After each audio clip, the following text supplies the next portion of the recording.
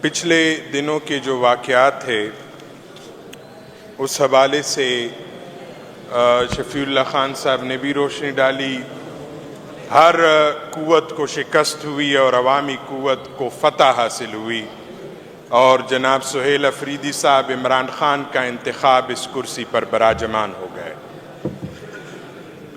اور میرے لیے بطور قبائلی بہت فخر کی بات ہے اور پورے قبائل جناب عمران خان صاحب کے مشکور ہے کہ انہوں نے تاریخ میں پہلی مرتبہ قبائلی عوام کے سر پر شفقت کا ہاتھ رکھا اور سہیل افریدی صاحب کا انتخاب کیا.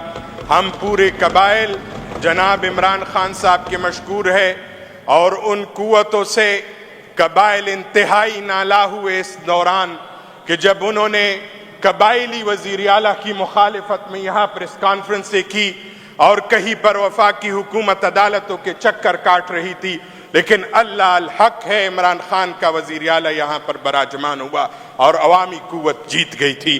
میں ایک اور گزارش کروں گا، یہ پچھلے دنوں ہم اڈیالہ جیل گئے تھے. ہر پارٹی کا یہ حق ہے کہ وہ ان کے لیڈر کا کہ وہ اپنے رہبر اور سیاسی مرشد کا ان سے گائیڈ لائن بھی لے اور ان سے ملاقات بھی کر لے.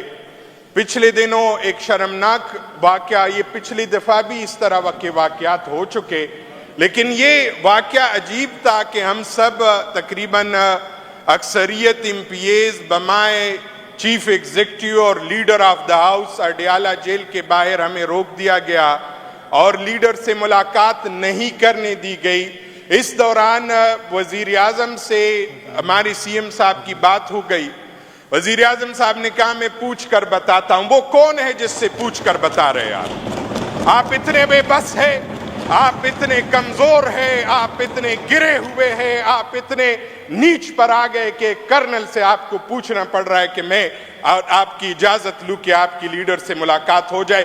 خود تو آپ کے لیڈر کا حال یہ تھا آپ لوگ ملاقات کرتے بھی تھے، اور اگر کسی جگہ آپ کو لگا کہ ملاقات نہیں ہو رہی تو بھی آپ کو پتا تھا چند دنوں بعد اس نے بھاگ جانا ہے اور لندن کے آکسفورڈ اسٹریٹ پر ملاقات ہو جاتی. لندن کے برگروں میں گندے برگر کھاتے ہوئے آپ کی ملاقات ہو جاتی تھی. کیا کئی کچھ دنوں بعد ان کے پلیٹلیٹس کم ہو جاتے تھے، بیمار بن کر باہر چلے جاتے تھے. لیکن میرا لیڈر اور رہبر 2 سال بہت ہوتے ہیں، کسی کے کردار کو جانچنے کے لیے 10 دن کافی ہوتے ہیں. میرے لیڈر پر الزام لگایا، وہ جو الزام تھا کہ نشئی ہے نعوذ باللہ، یہ 2 دن نہیں گزار سکتا. آج 2 سال سے زائد ہو گئے، 24 گھنٹے آپ کے کیمروں کی نگرانی کر رہے ہیں. آج 2 سال سے زائد ہو گئے، آپ کے کیمرے 24 گھنٹے اس آدمی کی نگرانی کر رہے ہیں. اس آدمی کے کردار کی کوئی ایک خرابی نکال دے ہم مان لیں گے، لیکن آج تک ان کے کردار کی ایک خرابی آپ نہیں نکال سکے. یہ اس لیڈر کا، اس رہبر کا کسی کے کردار کو جانچنے کے لیے یہاں اس حد تک یہ کافی ہوتا ہے. لیکن آپ اتنے بے بس ہے کہ وزیر اعظم کی سیٹ کے بعد بھی آپ اس ایک کرنل سے اجازت کے لیے بھیک مانگ رہے ہوتے ہیں. یہی آپ کا کردار ہے. ایسی ہزاروں کرسیوں پر، ایسی ہزاروں کرسیاں پاؤں کی ٹوکر پر ہو کہ جب آپ کا یہ کردار ہو. دوسری بات امن و امان کے حوالے سے آ رہا ہوں. امن و امان کی جو صورتحال قبائلی علاقوں میں ہے، ہمارے امن و امان افغانستان کے ساتھ وابستہ ہے. میں افغان بارڈر سے ادھر اسمبلی میں نمائندگی کر رہا ہوں. ہمارے بارڈر کیوں مضبوط نہیں ہو رہے؟ آپ بارڈر مضبوط کر لے اور افغانستان سے جو بات عمران خان صاحب زمانے سے کر رہے کہ بات چیت کر لے. آج کئی دنوں کی جنگ کے بعد آپ اس نتیجے پر پہنچے کہ دوحہ میں ہمارے مذاکرات ہو رہے ہیں اور پھر استنبول میں اس کے بعد مذاکرات ہوں گے. اس بات پر اگر آپ بعد میں آنا تھا تو اس قائد اور رہبر کی بات پہلے مان لیتے اور مذاکرات کی میز پر بیٹھ جاتے. شاید اتنی جنگ نہ ہوتی، خونریزی نہ ہوتی، اور نہ یہ کسی کے مفاد میں ہے. عمران خان صاحب نے 2-3 واقعات کی طرف اشارہ کیا، اس حوالے سے بات ضروری سمجھتا ہوں. یہ جو 1 تو 9 مئی کا واقعہ، اس کی جوڈیشل انکوائری مکمل کی جائے اور اس کا آرڈر دیا جائے کہ کون ملوث تھا. اس میں جتنے سی سی ٹی وی فوٹیجز ہے آپ اس کو چھپا رہے ہیں. اس کے بعد 26 نومبر کا واقعہ ہوا، ان شہداء کو تسلیم کر لے اور قوم سے معافی مانگے.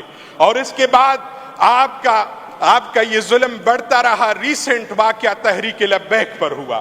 تحریک لبیک کا مارچ تھا فلسطین کے حوالے سے احتجاج کا. اگر آپ یہ کہہ رہے کہ وہ تو معاملہ ختم ہو چکا تھا اور اس کے بعد وہ نکلے، کل بھی اور آج بھی اسرائیل نے حملے کیے فلسطین پر، آپ کس منہ سے اس کو ڈیفینڈ کر رہے ہیں؟ اور اسرائیل کی کمال یہ ہے کہ اسرائیل کی دفاع میں ہمارے پاکستانی گورنمنٹ وفاقی سطح پر بول رہی ہے اور اسرائیل کے پارلیمنٹ کو براہ راست دکھایا جا رہا ہے. یہ اسرائیل کے پارلیمنٹ کو براہ راست دکھاتے ہوئے اسی دن ٹی پی کے لوگوں پر گولہ باری کرنا اور ان کے لوگوں کو شہید کرنا. ہمارے سادہ مطالبات ہیں ان شہداء کی فہرست شائع کی جائے کہ کون لوگ شہید ہوئے تھے، اور ہم نے جو ظلم کیا، جو جبر کیا، جو خون کی ندیاں بہی سانحہ ہے گجرانوالہ کامونکی کا جو واقعہ ہوا ہے، اس پر پورے قوم کو اعتماد میں لیا جائے. اس طرح نہیں ہوتا کہ 26 نومبر میں بھی آپ قتل عام کرے اور بعد میں ڈٹائی سے خاموش رہے اور پھر آپ اس پر جھوٹ بولتے رہے. اور اسی طرح یہ واقعہ بھی ہوا اور اس پر بھی آپ ڈٹائی سے خاموش ہوتے رہے اور پھر جھوٹ بولتے رہے. اسی طرح قبائلی علاقوں میں جو خونریزی ہوتی رہی اس کو بھی کولیٹرل ڈیمیجز کا نام دے کر آپ مسلسل مجرمانہ خاموش ہوتے رہے. اس طرح یہ قوم کا اعتماد اس سے بحال نہیں ہوتا بلکہ حوصلے پست ہو جاتے ہیں. ہماری یہی گزارش ہے. اور میں ایک گزارش آخر میں جناب اسپیکر ایک گزارش کروں گا. ہم نے ایک قرارداد یہاں اسمبلی سے پاس کروائی تھی نعت پاک کے حوالے سے، اور الحمدللہ اس پر میں خراج عقیدت پیش کرتا ہوں. اس کا آغاز ہو چکا ہے، لیکن حدیث پاک بیان کی جاتی ہے وہ بھی بہت بہتر ہے. سر آنکھوں پر حضور کا ذکر ہو تو یہ ہمارے لیے اعزاز بھی ہے، ہمارے سروں کے تاج بھی. یہی تخت و تاج سے بہتر حضور کا نام اور ذکر ہے. لیکن کبھی کبھار یہ بھی ہونا چاہیے کہ تلاوت کے بعد نعت پاک بھی باقاعدہ ہو. یہ کوئی میں شریعت سے باہر بات نہیں کر رہا، یہ صحابہ کا طریقہ ہے اور نعت سننا حضور علیہ السلام کی سنت ہے. یہی گزارش کرنا چاہ رہا تھا. بہت شکریہ جناب اسپیکر. بالکل قادری صاحب، نعت